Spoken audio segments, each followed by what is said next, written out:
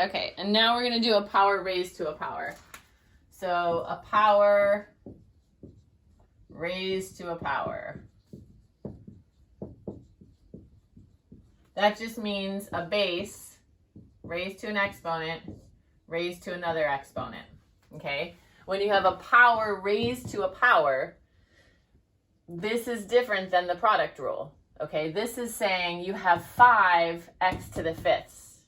Okay? So, to think about it, that means you have x to the fifth, x to the fifth, x to the fifth, x to the fifth, x to the fifth. You have 5 of those, right? So you're not going to add these because now you add them. 5, 10, 15, 20, 25. Okay? So this equals x to the 25th power. So you multiply. When you have a power raised to a power, you multiply. For whatever reason, that one does confuse people, but let's just work through it so hopefully it won't confuse you. So the reason it gets a little bit weird is because you'll end up with stuff like x to the fifth, y to the third, z squared, all raised to the third, okay? Everything in here gets this exponent applied to it. You have to distribute that because this means x to the fifth times x to the fifth times x to the fifth, y to the third times y to the third times y to the third, z to the second, z squared times z squared, right? So everything gets this, okay? So this is going to be x to the 15, y to the 9, z to the 6th.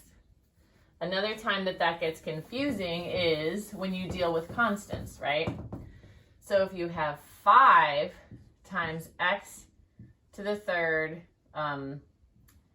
y to the third, z squared, all raised to the 5th power, right? This also gets this. The constant gets the exponent as well. So you have to distribute this to everything. I don't know if I know what that is off the top of my head, but we'll see. All right, so we have 5 to the 5th, x to the 15th, y to the 15th, z to the 10th. 5 to the 5th, 5 times 5 is 25, times 5 is 125, times 5 is 625. Oh, I don't know if I know, but it's probably 1025, maybe. I don't know. You get the idea. Sorry, I should have prepared that better. So let's pretend that that's the truth, and then you still have this, right? So everything inside the exponent, not sure about that one, everything inside the exponent gets that power, okay? Then another fun thing, what if that power is negative? Holy crap, what's gonna happen? All right, so let's say I have x squared, y squared, let's just make it easy, z squared all over, let's keep it like that. Let's say they're not all over something, okay? And we have those, and they're all raised to the negative 3. Now what?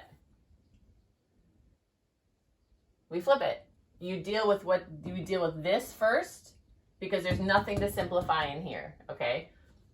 So I guess you could distribute this first, but I say flip it. Whenever there's a negative power outside the parentheses, you do that first. Simplify that first. No matter what kind of mess is inside here, flip it first and then apply the 3, okay? So the first thing we're going to do is we're just going to say, okay, all of this gets flipped.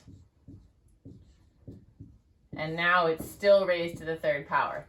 Now everything still gets this 3, right? The 1 gets the 3, this gets the 3, this gets the 3, this gets the 3. So this ends up equaling 1 to the 3rd over multiplying 2 times 3 is 6. So x 6, y 6, z 6. 1 to the 3rd is just 1, right? So that stays. All right, should we do another one that's more complicated?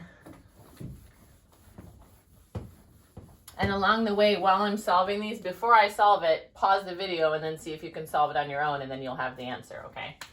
So let's do a weird one. X to the 3rd, let's keep a 2 out front.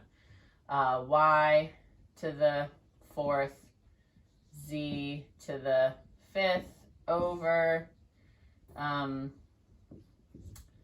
x to the 7, y squared z to the third. Okay, all of this raised to the negative 3.